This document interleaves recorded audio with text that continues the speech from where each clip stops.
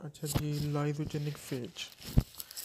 पिछले लेक्चर के अंदर पिछला लेक्चर कह रहा हूँ सॉरी पिछली स्लाइड के अंदर आपने लिटिक फेज को पढ़ा है और ये लाइजोजेनिक फेज। जैसा कि मैंने कहा था कि पहली जो हमारे पास एक तो हेडिंग्स हैं, जैसे कि मैंने कहा लैंडिंग है, फिर अटैचमेंट है, पेनिट्रेशन है। ये तीनों चारों एक ही सेम ही चीज़ है।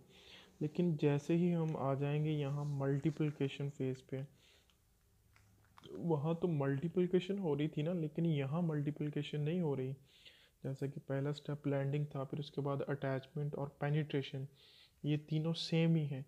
और चौथा वहाँ था मल्टीप्लिकेशन। यहाँ मल्टीप्लिकेशन नहीं होती एक्चुअली, यहाँ मल्टीप्लिकेशन और तरीके से होती है, वहाँ मल्टीप्लिकेशन और तरह से हो रही थी।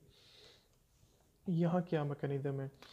जी, लाइजोजेनिक फेज में कह रहा है कि all infection of bacterial cell does not result in lysis of bacteria. कह रहा है कि हर तरह की, मसलन वो भी इन्फेक्शन थी, ये भी इन्फेक्शन है, लेकिन ये इन्फेक्शन जो है कह रहा है कि बैक्टीरियल सेल को तोड़ती नहीं है, लेकिन वो बैक्टीरियल सेल को आपने देखा था तोड़ रही थी।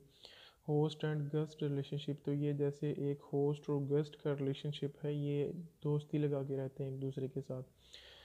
इंस्टेड ऑफ, कह रहा है कि इसको तोड़ने की बजाय, taking control of biosynthetic machinery, viral DNA incorporated into bacterial cell. कह रहा है कि उसकी बायोसिंथेटिक मशीनरी को कंट्रोल में करने की बजाय वो उसके क्रोमोसोम्स के साथ, उसके डीएनए के साथ इनकॉर्पोरेट हो जाता है। पीछे आपने देखा था ना कि बायोसिंथेटिक मशीनरी को वो अपने कंट्रोल में कर लेता है, लेकिन यहाँ ऐसा कुछ नहीं है। यहाँ अगर ये देखें कि ये पेनिट्रेशन हो गई, पेनिट्रेशन के बाद ये वायरस का डीएनए, ये बैक्टीरिया का डीएनए, ये दोनों एक दूसरे के साथ इनकॉर्पोरेट कर गए। ठीक है, इनकॉर्पोरेट कर गए ये टुकड़ा और ये दोनों आपस में मिलने, तो इनके मिलने से जो चीज़ बनती है उसको मैं प्रोफेज का नाम देता हूँ। और यहाँ हम देखें प्रोफेज लिखा हुआ है, prophage in this state is called as prophage. ठीक है, तो फेज इन दिस स्टेट, क्योंकि ये फेज का डीएनए था ना, phage DNA in this state is called prophage, जब वो बैक्टीरियल डीएनए के साथ मिल जाएगा। While this process known as lysogeny, और इस प्रोसेस को मैं क्या नाम दूंगा? लाइजोजेनी। कि ये फेज का डीएनए बैक्टीरिया के साथ मिलने का जो प्रोसेस है वो लाइजोजेनी, और ये जो बन गया है स्ट्रक्चर इसको कह लें, ये प्रोफेज कहलाता है। ठीक है, अब अगर ये प्रोफेज बन चुका है तो हमें पता है कि हर 20 मिनट के बाद जो बैक्टीरिया है वो डिवाइड हो जाता है। जैसे ही अब बैक्टीरिया डिवाइड होगा, अब आगे जो इसके डॉटर सेल बनेंगे, हर डॉटर सेल के पास ये जो वायरस का डीएनए है वो भी चला जाएगा।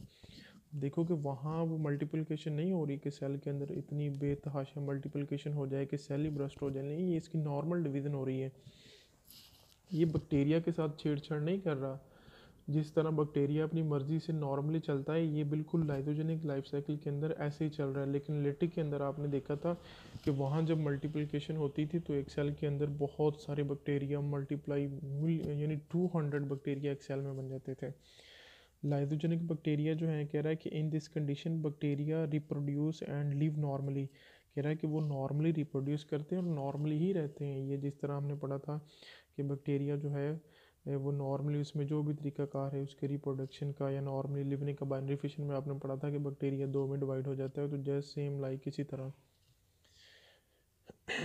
वायरल डीएनए बीइंग पार्ट, तो वायरल डीएनए जो है वो इसका हिस्सा ही रहता है। ठीक है, ये आपके सामने नज़र आ रहा है। तो जिसके बाद अगर हम बात करें, viral DNA passes to each daughter cell next generation. अब ये अगर ये वाला भी आगे फिर मल्टीप्लाई होगा तो इसकी जो अगली जनरेशन होगी उसमें भी वायरल डीएनए जाएगा। जब वो डिवाइड करेगा तो उससे आगे भी ये वायरल डीएनए जाएगा।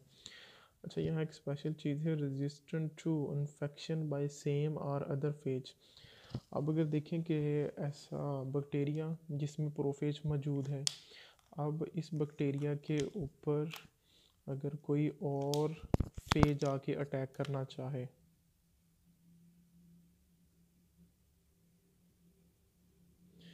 तो ये प्रोफेज जो है इसके पास रेजिस्टेंट होती है कि ये एक तो इसको भी इधर अटैक नहीं करने देता, और दूसरा ये ख़ुद भी इसको कुछ नहीं कहता। जब ये दोनों इनकॉर्पोरेट कर गए एक दूसरे के साथ, तो फिर ये रेजिस्टेंट है इनके पास कि ये इन्फेक्शन नहीं करने देता उनको। अच्छा, तो यहाँ जो है लाइसोजेनिक साइकिल ऑलमोस्ट कंप्लीट हो चुका है। एंड पे एक छोटी सी चीज़ है इंडक्शन। ये क्या चीज़ है? इंडक्शन में कह रहा है कि same time viral DNA get detached from bacteria. कह रहा है कि इसी लम्हे जो वायरल डीएनए होता है वो उससे अलहदा हो जाता है। लेट्स सपोज ये इससे अलहदा होके यूँ एक साइड पे आ जाता है, यहाँ से ये कट ऑफ हो जाता है, तो फिर ये दोबारा लेटिक लाइफ साइकिल को स्टार्ट कर लेता है। इस चीज़ को हम इंडक्शन कहते हैं। इंडक्शन फिर सुने, अब देखें कि यहाँ मौजूद है ना, कह रहा है कि ये वायरल डीएनए यहाँ से अलहदा होता है, यहाँ से अलहदा होगा और फिर जो है अलहदा होके लेटिक लाइफ साइकिल स्टार्ट करवा देता है। इस चीज़ को हम क्या कहते हैं? Induction. Same time viral DNA get detached from bacterial chromosome and lytic cycle start, और क्या स्टार्ट करवा देता है? Lytic life cycle. This is known as induction. इस चीज़ को हम क्या कहते हैं? इंडक्शन।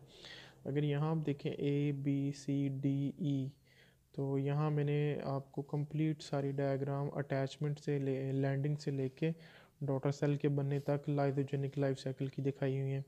अगर ए पे आप देखें, ये एक बैक्टीरियल सेल है, बैक्टीरियोफेज जो है इस पे आके लैंड कर गया। बी में देखें तो बैक्टीरियोफेज ने यहाँ पे अटैच कर लिया टेल फाइबर्स के थ्रू अपने आप को। सी में देखें तो वो पेनिट्रेट कर रहा है अपना, उसका जो डीएनए है वो बैक्टीरियल सेल में पेनिट्रेट कर दिया है उसने। और अगर डी के अंदर हम देखें तो यहाँ प्रोफेज बन चुका है, यानी ये डीएनए यहाँ आके इसके साथ इनकॉर्पोरेट करके उसने प्रोफेज बना दिया है। अब जब आगे ये डॉटर सेल्स बनेंगे तो इसके डॉटर सेल्स के अंदर ये देखिए ज़रा,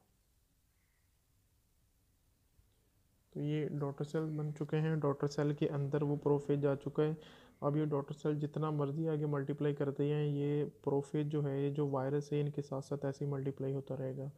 तो ये था हमारे पास बैक्टीरिया का lysogenic life cycle. Lysogenic life cycle में ये बैक्टीरिया के साथ जो है ये दोस्ती लगा के रहता है। कहीं भी बैक्टीरिया को उसने नुकसान नहीं पहुंचाया। हाँ, इवन नुकसान कब पहुंचाता है? जब इंडक्शन का प्रोसेस आता है, फिर जब लिटिक लाइफ साइकिल में आता है तो ये बैक्टीरिया का बेड़ा गर्क कर देता है, बैक्टीरिया को तोड़ फोड़ देता है। ये बेटा जी टॉपिक था। चैप्टर नंबर जो आपका 5 है, एग्ज़ाम तक जो आपका सिलेबस है यहाँ तक ख़त्म है। तो इस क्वेश्चन को बहुत ही अच्छे से आपने कर लेना है। बहुत ही इम्पोर्टेंट है, बहुत ही इम्पोर्टेंट है। बोर्ड के पेपर में भी अक्सर आ जाता है ये क्वेश्चन, तो इसको बहुत अच्छे से तैयार कीजिएगा। Thank you. अल्लाह हाफिज़।